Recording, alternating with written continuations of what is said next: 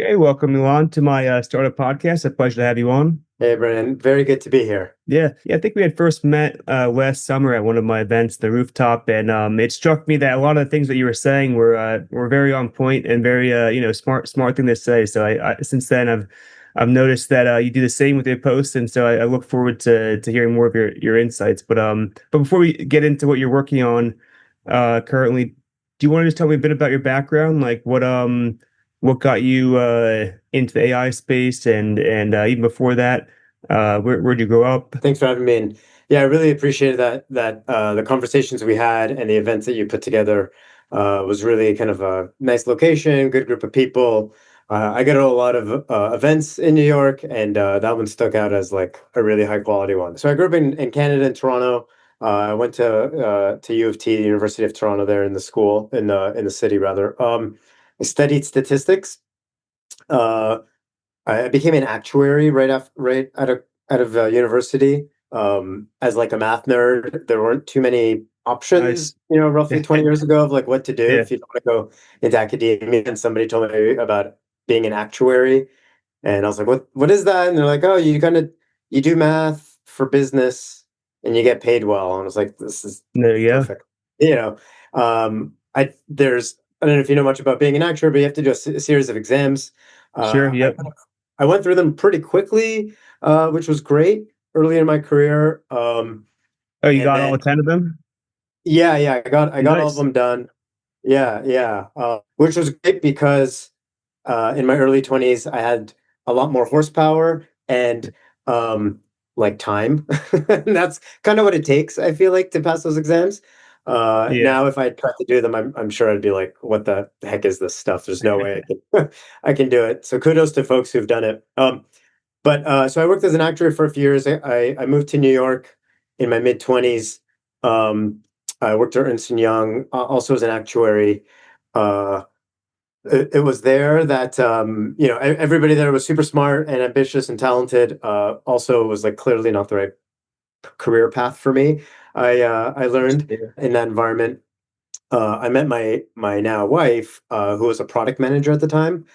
I went to visit her at her startup in Dumbo, and it was kind of cool, like late 2000s, early 2010s, exposed brick, kind of like your background, Nice. uh Yeah. kind of ping pong table, kind of beer keg. Everybody there was my age, right, which was Yeah. unlike what I'm used to, kind of working in life insurance Right. companies.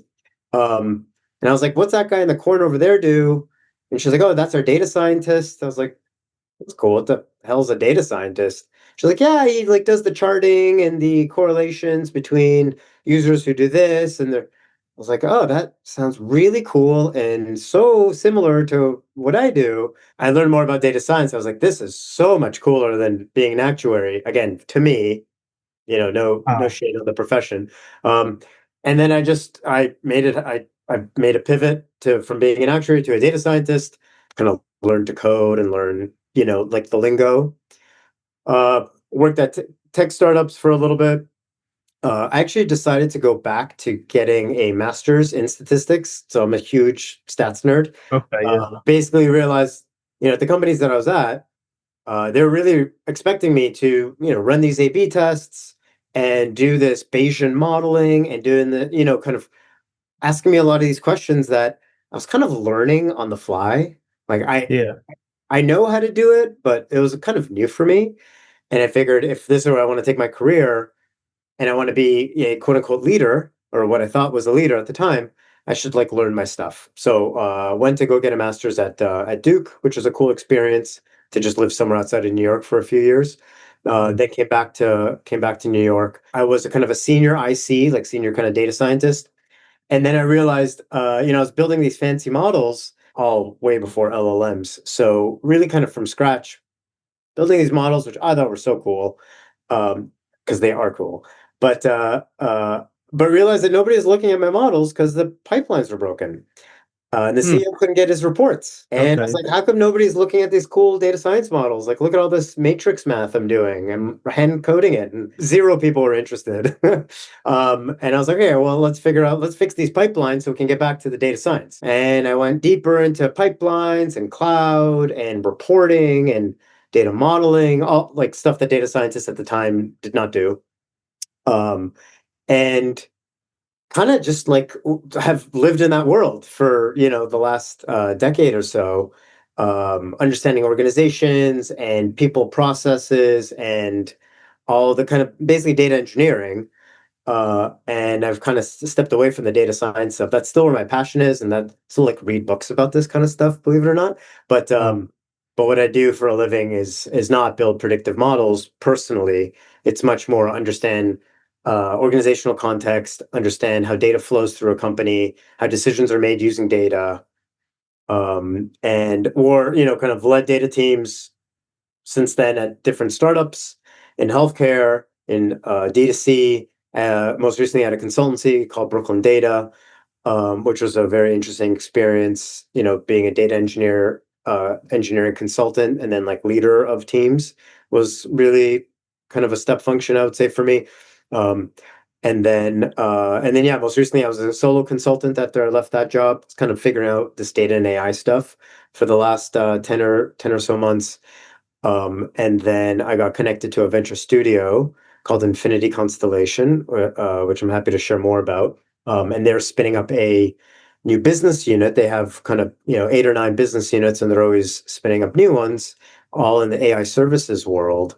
The next one that they were spinning up was a data services one, data analytics, insights as a service. I got connected with them. One thing led to another. I was kind of, the right fit. And yeah, a few months ago, I started the startup within Infinity, being incubated under kind of stealth startup. And very recently, um, probably at the time of this airing, I'm going to have launched more publicly what I've been working on. Um, and yeah, that company is called Paradox Machines, which I'm happy to go into more detail on. That's the company name, and I think, as I said, by the time this airs, our website will be launched. I'll have a big LinkedIn post, and it's very exciting. great. Yeah, my interest is already piqued by that name, and I'll get into it in a second. But I was curious, what was it that was different about being an actuary versus a data science or data engineering guy? I guess is it mainly the code? Is that what interested you, or is it the like the interesting models that you're working with, or Yeah, and again, I'll just speak for myself and my own experience. yeah, Being an actuary was, I was a life actuary, which is a certain category. There's like a few different types. yeah, In particular, I was helping companies understand their reserves. Like if you're falling asleep, you should be. But it's actually kind of interesting, believe it or not. But just like how yeah, much money they need to hold in case shit happens, and yeah, it happens all the time. right, And just to like understand their risk profile, and then kind of the money they need to hold. Um, it's like reasonably interesting, but it's all spreadsheet math, and it was a lot of it. Just it wasn't as much, and I think like to a person, every actuary will tell you this, or at least as of 15, 20 years ago, it's not as much math as they say it is. And if you're a math nerd, okay, you're a little like, yeah, this is okay, but I'm doing a lot of spreadsheet arithmetic. Uh, right, Nothing wrong with that, of course, but kind of takes some of the fun out of it. And then the data science stuff, you're actually from writing code, Python, R, whatever you're doing, and you're building these models and you're doing regressions and you're doing the, your QQ plot analysis and your outliers and your time series and all this really fun stuff. If you're a nerd like me, and I just didn't do any of that as an actuary. Not saying that actuaries don't do that. Some yeah, do. And maybe nowadays, with kind of better, I think they've like caught up technologically, probably compared to where they were in the past, 15 plus years ago, that they might be doing more interesting types of modeling. And then last yeah, thing I'll say, as a life actuary, you're looking at mortality tables. Mortality is like the kind of a very generic distribution. It's it splits by a couple, male, female, smoker, non-smoker. yeah, The type of work I was doing, let's just say, was not that mentally stimulating. And Okay. data scientist is like completely, the opposite. Sure. Absolutely. Yeah. Yeah. No, I was going to say when you said that mostly it's spreadsheets, it sounds like there's an opportunity for a startup there, but I don't know if that's all been if that was 10 years ago and now it's changed or what the case is. But if you do have that domain knowledge, that's something worth considering. I know you're already working on an idea, but anyway, not to get sidetracked. Yeah. No, no, I think it's a good point. I mean, I think if I was still an actuary right Yeah. now, I would absolutely be thinking about how do we bring this profession, and I'm 100% convinced people are doing this already, but how Yeah. do we bring this profession into the kind of quote unquote 21st century? And I think like domain expertise is critical to any kind of data professional. I've written Yeah. about this a few different times. So if there's like a domain that you're really good at, if it happens to complement being good at data and good at stats and good at, analytics, that's great. But if Yeah. you're good at a domain and you could do the analytics stuff, you're a real, I think you become more of a unicorn than if you're a generic data person who just Yeah. is good at moving numbers around, or you're a domain expert, but you can't do stuff yourself. You kind of need other people to enable you to do stuff. Which is part of why we're seeing AI being so successful. It's like now these domain experts can use AI to do the stuff that they just couldn't do before. Yeah, no, that's a good point. I mean, yeah, all these domain experts that didn't have that tech side now sort of have like a lot more leverage with AI. But yeah, I mean, domain knowledge really is crucial because it's like unlike technical knowledge. I mean, once you know it in one place, you can know it any place, right? But then domain knowledge, you'd have to learn it for each domain, which is not feasible for most people to learn for anyone to learn every domain. Because of that, it is inherently rare. So it definitely is like a good thing to have domain knowledge. But so let's get into to your startup. So do you want to talk more about that? What how you came up with the idea and what the product is? Yeah, yeah. Happy to keep it kind of brief, but we're effectively doing this sounds cliche, but it's true for this case. Palantir for mid-market companies. Okay. And the way that I reason about that is we have services, kind of data services, and we have a platform that we're building. And we deploy the platform inside of your cloud. The platform is a data platform, and we do different things for different customers, but effectively what we're doing is we're ingesting data, integrating all of your disparate data sources into one place. We're creating clean data sets, data models based on your company's ontology, which we help you create. And we use AI and everything. So AI is being very helpful in creating this ontology. And then we train an agent on your ontology to be able to help build these data models and have this governed kind of semantic layer, as I'm sure is very popular these days. Um, and effectively, it's kind of a bring your own interface, right? So that's your data layer. And some companies really like dashboards. So they could Yeah. either hook on their own dashboarding tool, or we use open source Metabase to create dashboards. Other companies really like to use Excel, and that's cool that you could just download your data tables into your Excel sheet and then go to Yeah. town. Other companies, we're finding, especially the smaller, kind of scrappier ones, really like to use Claude or any, kind of their favorite LLM. So we have an MCP server that we could expose so you can chat with your data. So it's kind of a, user interface agnostic solution. Right. Right. But yeah, that's kind of what we've been doing. We've been around for only a few months now, but we have a few customers. Right now, we have a team of three. Oh, that's Myself, great. Congrats on yeah, that. yeah, thanks. Myself and a couple of engineers who are helping both deliver services and also build a platform. We're all kind of wearing a lot of hats, as you can imagine. So yeah, that's what we're building. Sorry, how did you come across like how did you decide to start this company versus anything else? I mean, were you noticing during your previous roles that just so many mid-market companies didn't have good data pipelines, and so why not help them out? Yeah, yeah. So my time at Brooklyn Data, that's kind of what we did. We did Okay. like data services for all kinds of companies, small through big, but we didn't have a platform. We would stitch together, Fivetran, Snowflake, dbt, Sigma, kind of Okay. pick your favorite tool, but this data stack, right? This like kind of modular modern data stack. We assemble it, then we'd run it. We do some strategy work, maybe. We'd help kind of team dynamics. Like we'd kind of be the consultant and this kind of cobbled together data stack and deploy that. I wanted to do something similar, but with AI, you can build your platform and not have to raise crazy venture funding like a lot of my Yeah. peers and colleagues would have had to do even 3 or 4 years ago. Yeah. You need a lot more engineers, but now with AI, if you get kind of the right engineers who know what they're doing, and the engineers on the team are quite senior, so they're able to manage agents, and they've kind of done this the hard way for a while. And then myself, who's like run this kind of organization before, and understand what customers need and how to deliver it, figured, okay, we can do the services much more effectively with AI, kind of smaller teams delivering greater value, and we can build Right. a platform as well. So we're a Snowflake and a Fivetran and a Sigma, like all these are expensive, amazing tools. Love the tools. Only getting more expensive every day, or gonna with every contract renewal. I've been like fractional head of data for like 50 companies, helping Um, these negotiations over the last like 6 years. So I kind of I have a pretty big N in terms of my sample set. So knowing these prices are only going up, and there are a set of companies that need it for sure, like big enterprises or really kind of companies that consume a lot of this stuff. Like I get it, and companies that don't really want to invest in like building this stuff, and totally go buy it. Great solutions out there.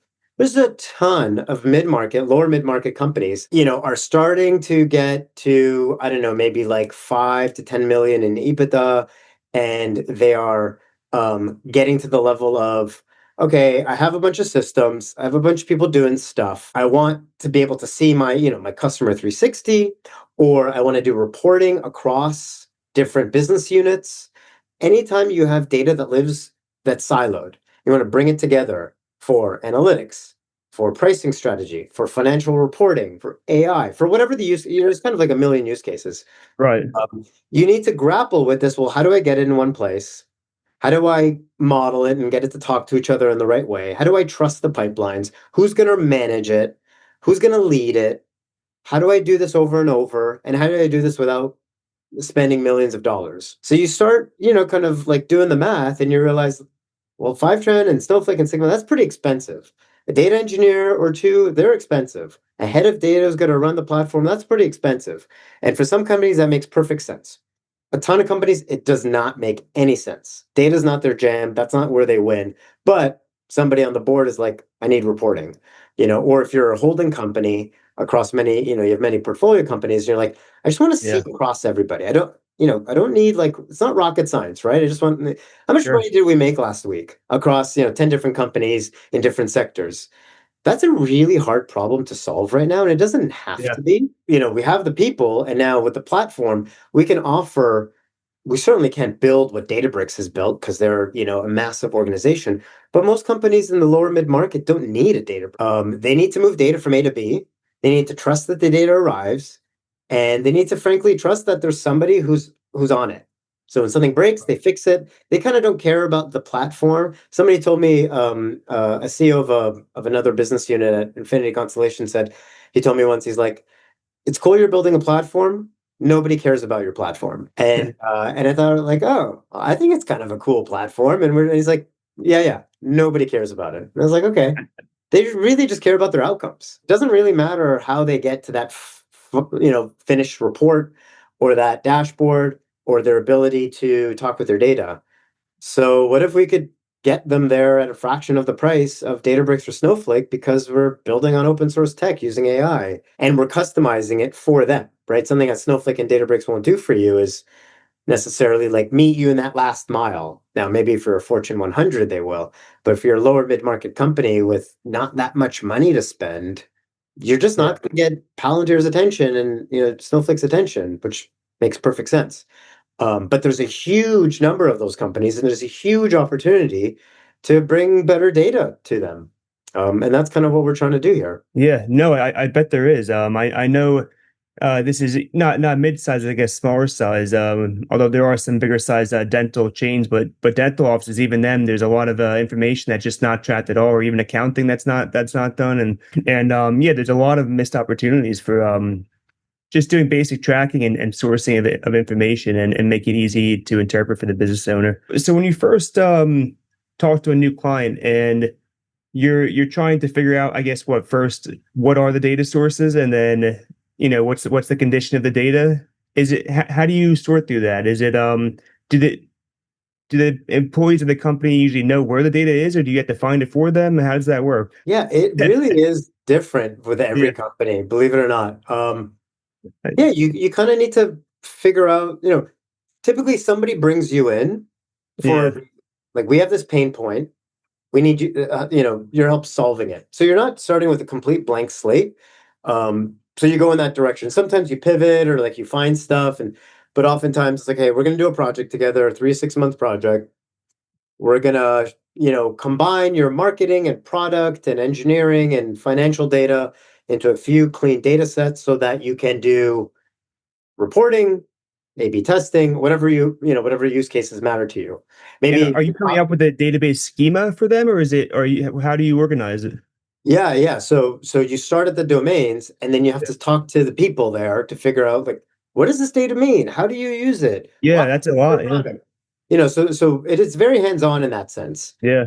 I don't believe we can talk about this. It's probably a controversial subject, but I don't believe that you can like point AI at workflows and data schema and all the rest, and then just be like, okay, intuit meaning. Like Yeah, I don't think hit so either. enter and Yeah. like figure out what everything means because we have some metadata and the columns have descriptions. It's like I just don't think that's how it works because Yeah. humans are involved and humans are messy and they turn over and they have biases and they wake up on the wrong side of the bed and they sometimes like are emotionally invested and they make bad, all the rest of it.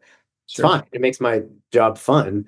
But as a result, it's a lot of like talking to people, mapping out their processes, understanding the data points and what things, not everything, you don't have to boil the ocean, but just like the core entities, documenting all that. And this is where we start creating the ontology. So like, what is a customer? What is revenue? How do people go through your product? What is the customer journey like? Kind of these core concepts. We do a few iterations, right? Because like they'll tell us stuff, we document it, we go over it once or twice, then we come back to them. And then we said, this is what we heard. And they're like, okay, that's pretty good, but what about this? And I remember this other thing. It's like, okay, there's a couple iterations. We do that across a few teams. Again, not every single team. Then we get to a place where like, okay, we can probably draw out your ERD, right? And we're working off of systems that already have a data model in the back end, like a Salesforce data model or a Shopify data model or Okay. your application data. So, but these are transactional systems that are built for that purpose. We're trying to bring these transactional tables together into an analytics platform. Uh, Mhm. and getting them in is like pretty straightforward, right? If there's an API, you just pull it in, and that's like a Right. solved problem, more or less. Sometimes there isn't an API, and that's trickier, but for the sake of argument, let's say we pull them in. Then, we use this tool called DBT, which is, very popular in the kind of data engineering, analytics engineering space, which is kind of SQL with kind of the templated SQL. And it enables us to create these data models. Now you don't need DBT, but it just expedites the whole thing. They have really good best Uh, practices, really nice frameworks, a lot of documentation.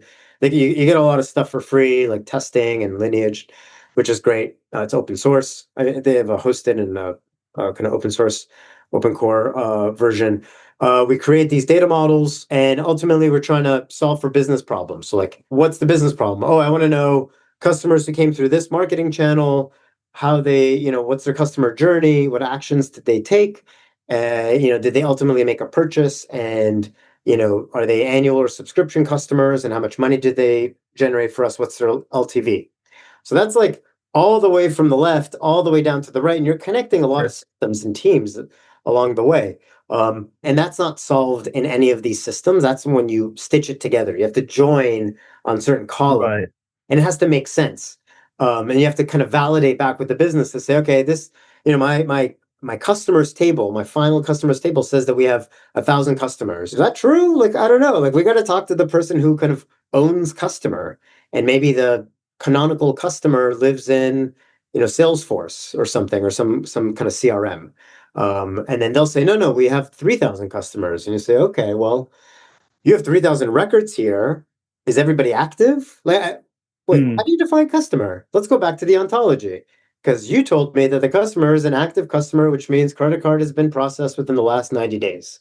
It's very different than how many records are in Salesforce. Sure. Then they're like, okay, well, that makes sense. Let me read. So sometimes people don't know what the answer is until they see kind of the result. Right. And part of our model is like, okay, we're going to get to some result really quickly. It's going to be wrong, but it's going to give you something to look at because I do this. I've been doing this for a long time. I can think abstractly about it and I can like imagine 3 or 4 steps ahead. Like, here's what it's going to look like. But if you're a marketer or a product person, like that's not your business. Like you're very good at this thing that you do, which part of the exhaust is data, but you don't think about data as much as we do. Right. So I can't. Right. I shouldn't expect you to like understand what the end result's going to look like. Yeah. And as much as I explain it to you, you're not going to get there. Fine. Let me just get you the final table really quickly, and then you can start poking holes at it, and then we can take more iterations.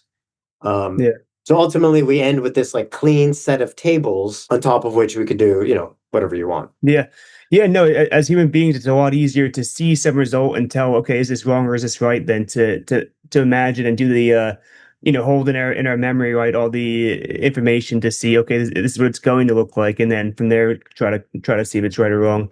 But yeah, that makes sense. And is the data that you're dealing with, is it typically like good, clean, accurate data, or do you have to, are you dealing with any kind of like polling data or anything that that's kind of messier than or like maybe surveys that people don't fully fill out, or they fill out like kind of inconsistent answers? Yeah, I mean it's all dirty.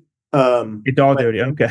yeah, it's all dirty and it's always Yeah. dirty, but it's really more a question of there's like there's no such thing as like clean data per se. It's really, Okay. is it clean enough for your use case? Yeah. Yeah. So it's all dirty. It's really about like, is it usable? Uh, And what do we need to do to it to make it usable? And in particular, once we make it usable, what can you use it for?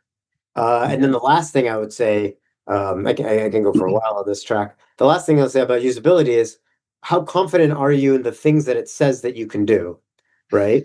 And if the Right. confidence is Yeah. very Statistics low, again. Yeah. well, I mean, you can do statistics, but oftentimes like intuition, like Sure. if Sure. you don't trust it or it's directionally accurate, but you can't make a decision, but you can't like, but the number's wrong, but it's directionally right. That enables a certain set of decisions. But if the number's wrong, that means it disqualifies another set of decisions. That's okay. That doesn't mean that it's useless. It just means like you need to understand what it's useful for. Yeah. So yeah, all data is dirty and messy in its own way. Um, the question is like, what do we need to do to get it to make it useful for you? Yeah. And so, what are the things that kind of ground the like that ground the data, I guess, so we don't know we have an intuition for if it's useful or not, if it can be relied on or not, and we see in certain cases it can be useful for this or that. And so at some point, I guess you would need to rely on someone that has the domain knowledge and they know, okay, yeah, this makes sense to me. um I- is there anything else besides just those domain knowledge and them saying, like, you getting a good sense of okay, it seems accurate enough, and them saying, okay, that aligns with my intuition as the domain expert? Is that all it is, or is there something else to see? Can this is there something else to ground it, or is it just a combination of those two things? Yeah, so I think about, if you think about like data quality or data like accuracy or kind of stuff like that, I think about it along 3 dimensions. There's technical accuracy. Does the data in the dashboard or kind of the end result match the data in the original system? That's like a pure Okay. technical matter. Are the counts the same? The sums the same? Are the fields the same? Yeah. You don't need any domain. You don't need much domain knowledge of that. That should be solved kind of upstream with pipelines and governance and data ops and all the good stuff. Then there's, I would say, like, is it fit for purpose? Does it mean what I think it means? So if I say I have 1,000 customers, right? They could all be like literal, like the right customers. But if the domain expert says, no, no, I have 3,000 customers, I would say we have to figure out why there's a disconnect. And it's not Right. that one's wrong, one's right. It's that like usability of this thousand, either it should be 3,000 or the thousand is correct, but it's like customers in a certain context. So is it Mm. useful for the person?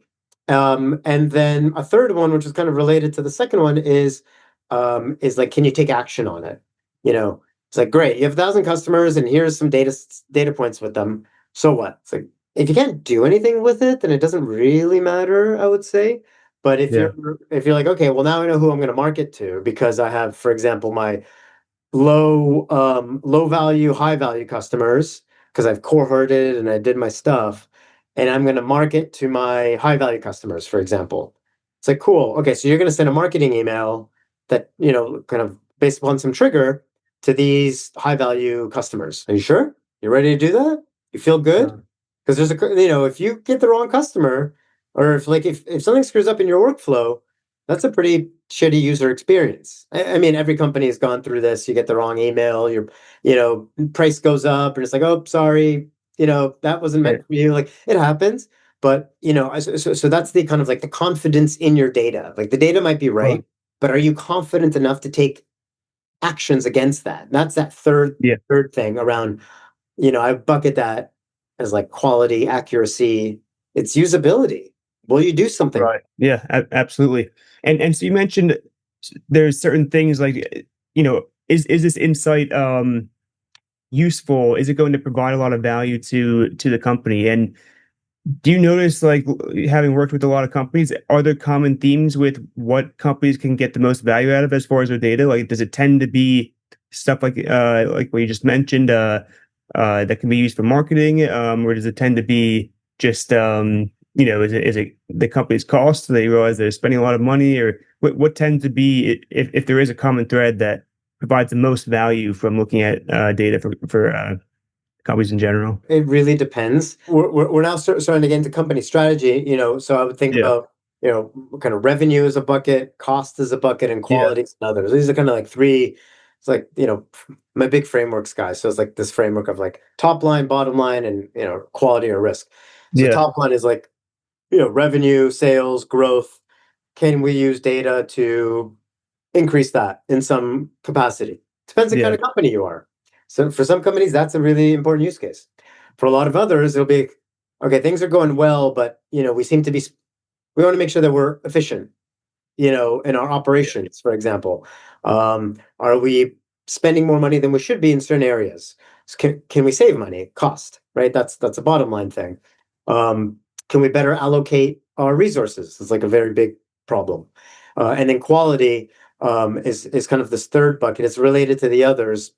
It's a little bit more existential, especially if you're in a regulated industry. It's, do we have our PHI, our protected health information secure, or PII secure? Do we are we GDPR compliant? There's a lot of data stuff there.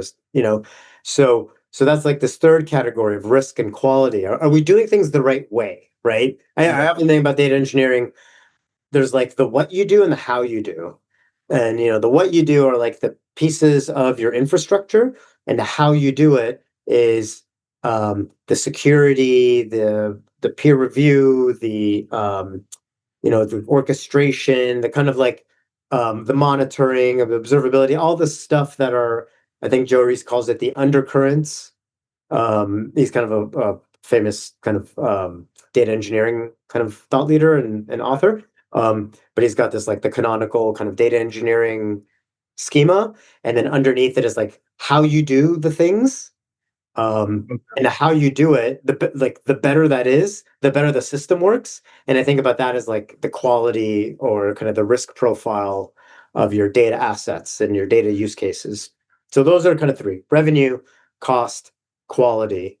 And those will matter in different proportions for different companies. Is the plan when you come to a company and you set up their platform, or you organize their data, you set up their platform, is it supposed to be one and done, or like kind of an ongoing analytics thing where you're consulting them after you build a dashboard and maybe massaging new data that comes in? Yeah. So some companies are like, thank you for your service. You deliver the thing you said you're going to deliver. We Yeah. can take it from here. And I think that's great. And I'm very happy for them.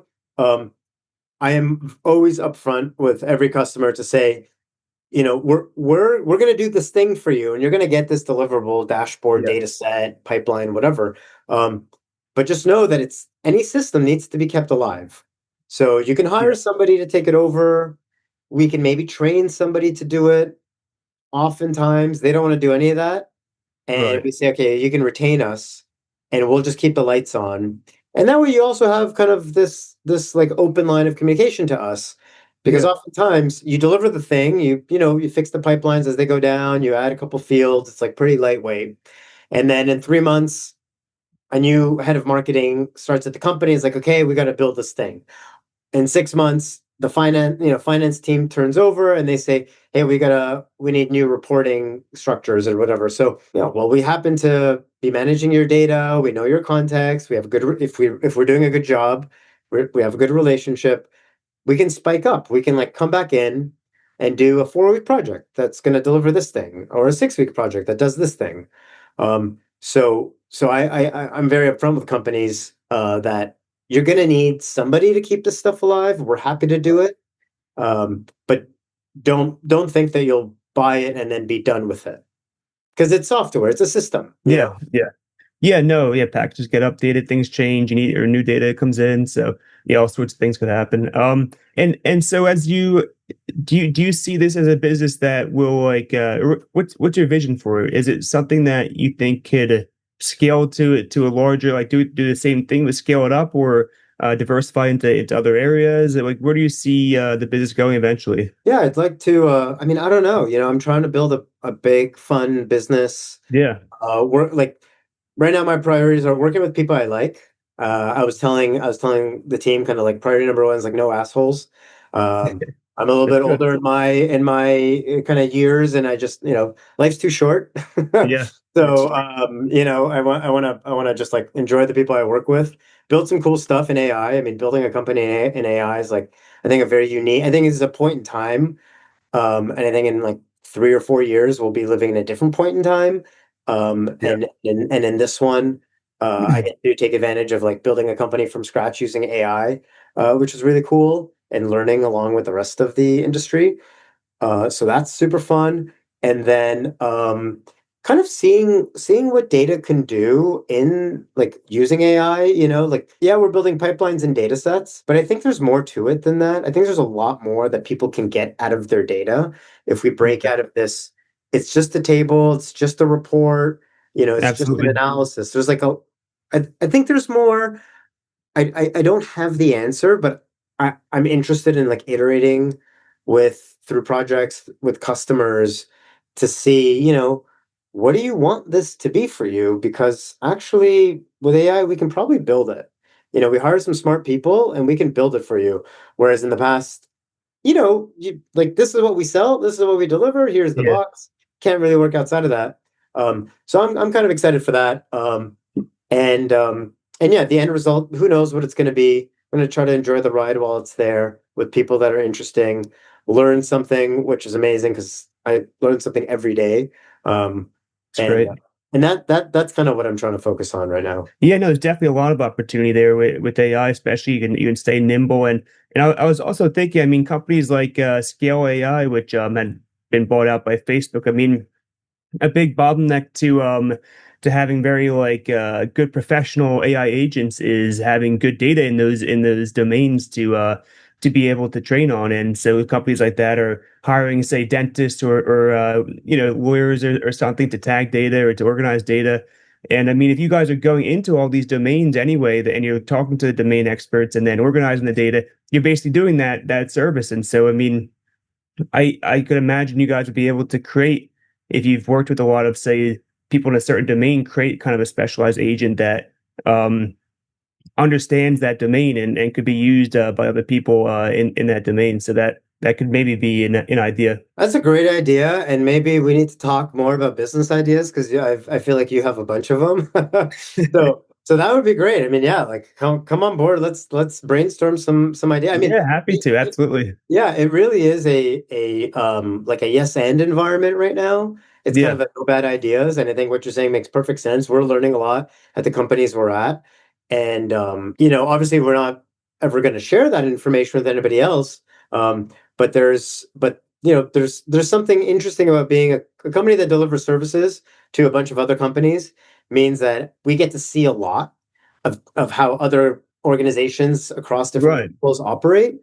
And that I think is going to make our, the idea is that that's going to make our platform better. That's going to make our delivery model better, so that we can do it faster and with higher quality and more affordably for every new customer that we onboard and deliver to. Yeah. And that's based on like the learnings that we get from all of our projects and Right. deliveries. Yeah, yeah, no, it's very valuable to be just accumulating all that domain knowledge. So that's definitely helpful.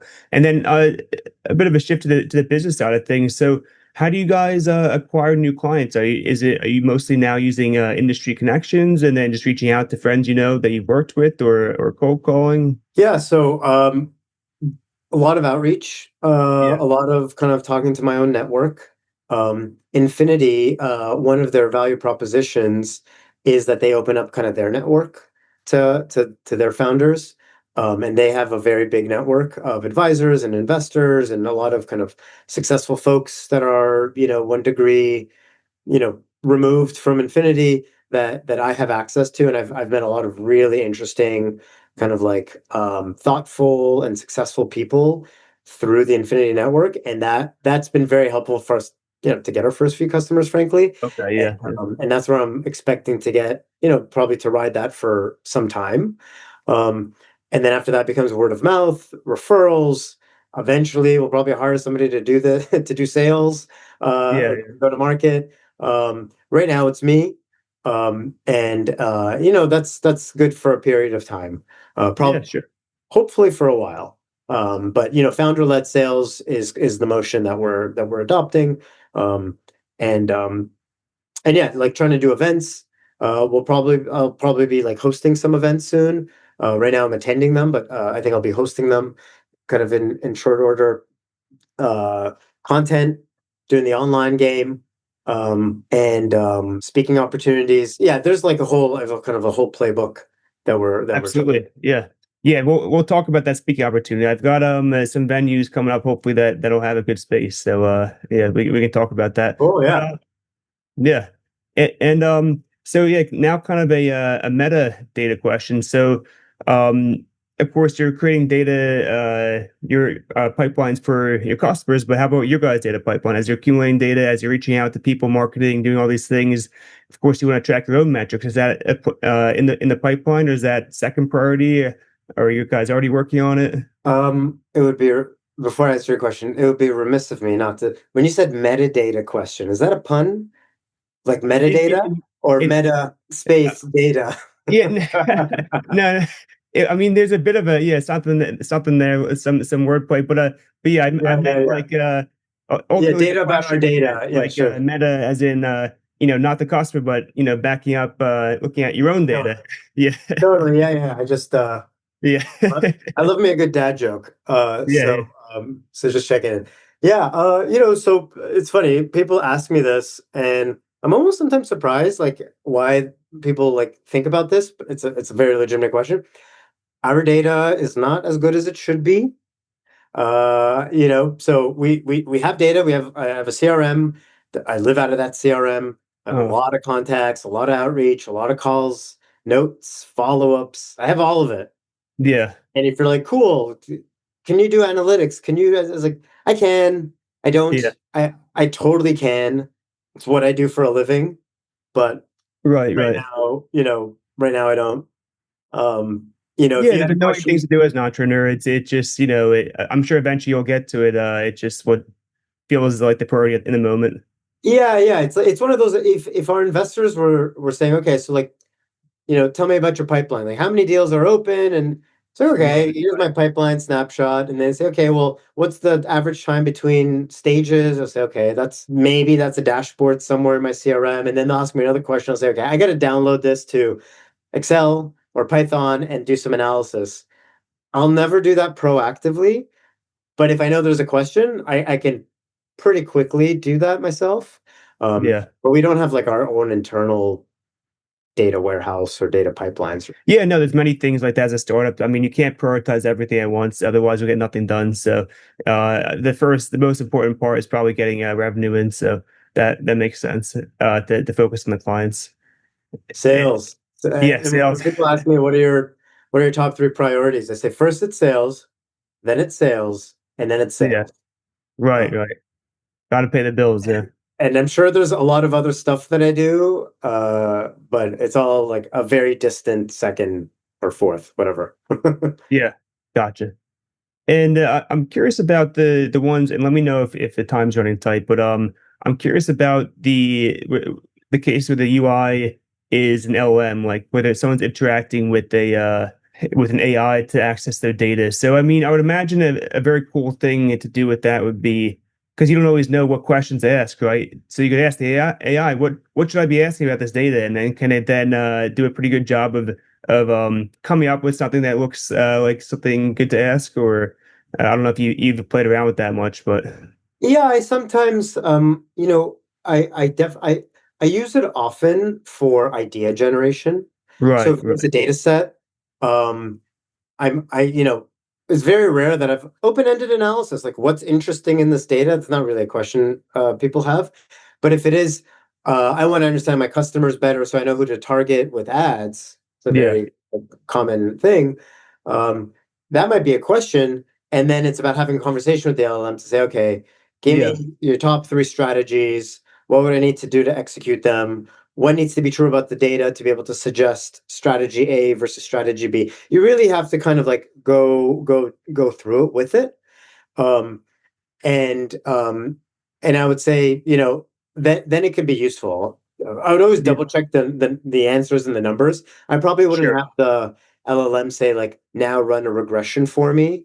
I might say right, something right, like make a script that runs a regression, like download this data, put it in pandas, do the regression, do all the analysis, but like show me the code and like copy it into a notebook or something so that I can hack away at it. Like do right, the 90% of the work to get to, the final few, bits like functions or kind of bits of code. sure, And then I'll start like digging into that. And then I'll probably like copy it back into the LLM and say, like, this is what I found. Does this jive? What are some reasons this wouldn't be right? I do a lot of this kind of conversational stuff, but I don't typically say, hey, AI, like do the end-to-end analysis for me, yeah.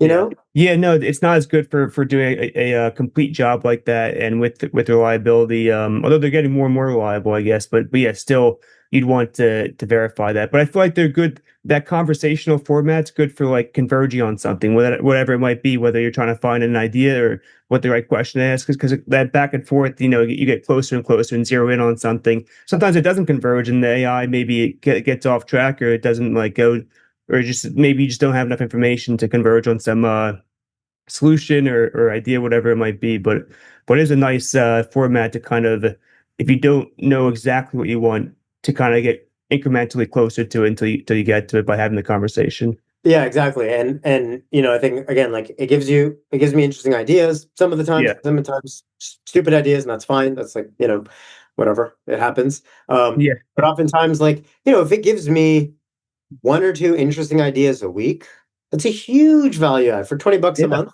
That's a huge value add. absolutely. Um, Yeah, and the opportunity and like the cost of using it, not the 20 bucks, but like the time using it, it's okay. I don't spend like 40 hours a week, kind of into my LLM. right.